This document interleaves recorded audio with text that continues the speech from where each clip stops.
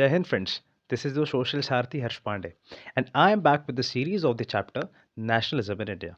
In this video, we are going to cover the topic non-cooperation Khilafat movement in very brief and effective manner. Jallianwala Bagh हत्याकांड के बाद से जनता में आक्रोश कुछ ज़्यादा ही बढ़ चुका था। ऐसे में जनता ने खूब स्ट्राइक्स किए। इनफैक्ट जनता तो पुलिस से भी भिड़ गई। अब अंग्रेज शांत थोड़ी ना बैठते। उन्होंने भी बहुत ही बुरी तरीके से रिस्पॉन्ड किया।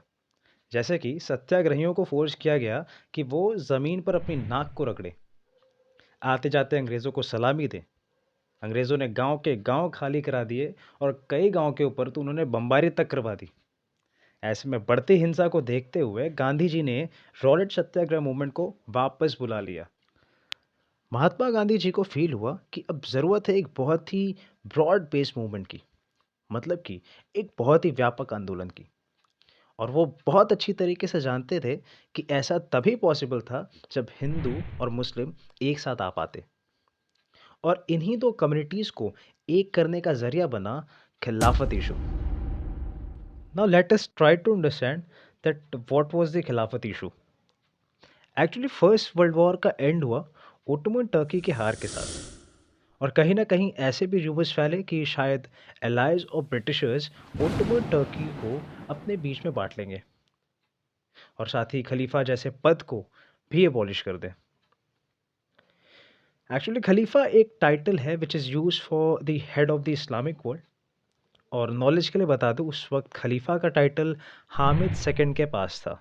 अपने खलीफा और उनके पावर्स को बचाने के लिए बॉम्बे में मार्च 1919 में एक कमेटी का गठन होता है जिसका नाम है खिलाफत कमेटी। और दो यंग मुस्लिम ब्रदर्स जिनका नाम है मोहम्मद अली और शौकत अली, ये जाते हैं गांधी जी के पास टू डिस्कस कि क्या भाई ऐसी पॉसिबिलिटी है कि हम इस इशू के ऊपर कोई यूनाइटेड मास एक्शन स्टार्ट कर सकते हैं या ले सकते हैं।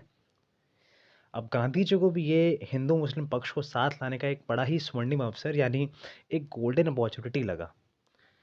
और इसी बात पर उन्होंने ये तक कहा कि ऐसे मौके 100 साल में एक बार ही आते हैं। और फिर कांग्रेस के कलकत्ता सेशन में जो कि सितंबर 1920 में हुआ, गांधी जी ने इस सेशन में सारे लीडर्स को कन्विंस किया कि yes, now it is the time to start a non cooperation movement. किस लिए भाई? Yes, to support the issue of Khilafat and Swaraj. Now the question arises that why non cooperation, why non cooperation.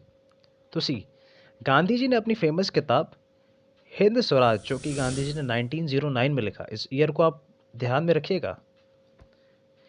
इस किताब में उन्होंने लिखा कि ब्रिटिश रूल अगर हमारे इंडिया में स्टैब्लिश हुआ है तो इंडियंस के कोऑपरेशन के कारण ही हुआ है। और अगर इंडियंस कोऑपरेट करने से रिफ्यूज़ कर दे तो जो ब्रिटिश रूल है इंडिया में वो साल भर के अंदर ही कोलैप्स कर जाएगा और हमें स्वराज की प्राप्ति हो जाएगी। लेकिन अब सवाल खड़ा होता है कि ये नॉन कोऑपरेशन को मूवमेंट में कैसे बदला जाए। एंड देयरफॉर गांधी जी ने प्रपोज किया कि ये मूवमेंट हम कई स्टेजेस में स्टार्ट करेंगे। नाउ कैसे? जैसे कि शुरुआत होगी टाइटल्स और गवर्नमेंट अवार्ड्स को वापस करके, civil services, police, army, courts, legislative council, school और फॉरेन गुड्स को बाइकआउट करके।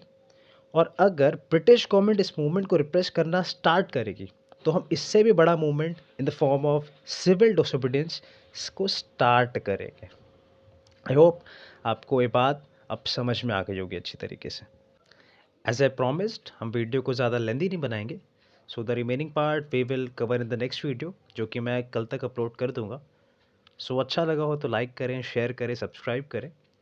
And thank you and take care.